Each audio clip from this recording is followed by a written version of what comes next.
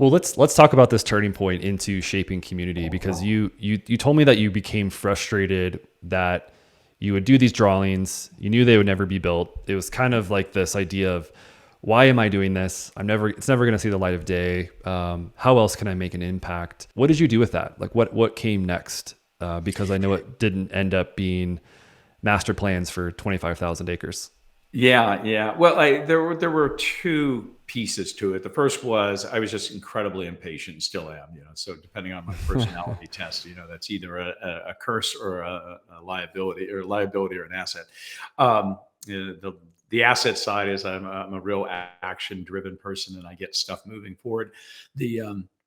The curse is I'm not very patient, and sometimes these things take a long time. So there was that. But I think the other piece of it was I was frustrated that you'd spend a lot of time. We'd spend a lot of time. I'd spend a lot of time thinking about things, or brainstorming, ideating, teamwork, whatever else. We'd go into the client, and they'd kind of nod, and they'd say, "Oh, that's really cool." And then what finally got built when you go back a year or two later looked really, really a shadow of the ideas that you had. And so Mm. I the question I ask myself is, what do I not understand about the world that they're working in, or why am I not able to communicate more clearly the value of what we're putting forward? It's getting watered down for some reason. A, do they not understand it? B, am I not communicating it?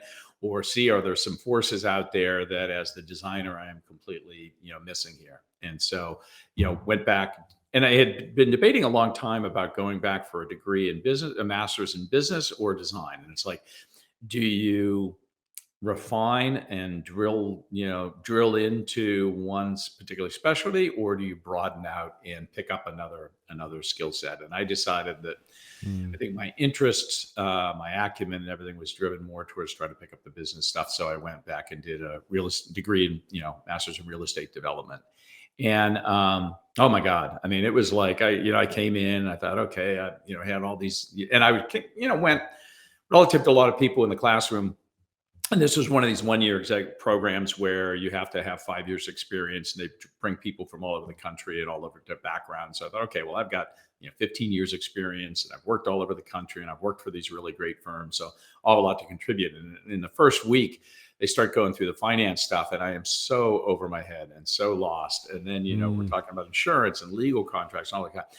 And I suddenly realized that the design part of the universities and the design industry is so ill-equipped to, I think, empathize and therefore communicate and direct the built outcomes, because we're in a little bit of an echo chamber. We have our jargon, we have our awards, we have our things where we pat each other on the back, and we're not sitting there really listening. And I mean, I think there are some people obviously who are very good at that, and they've learned how to do that.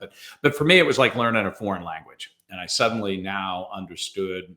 Didn't necessarily always agree with what people were going through, but I felt like I could at least talk their language in a way that they would understand. And I think there's much more appreciation and value given to a lot of the subjective qualities of place. But at that time, it was very much a quantitative discussion.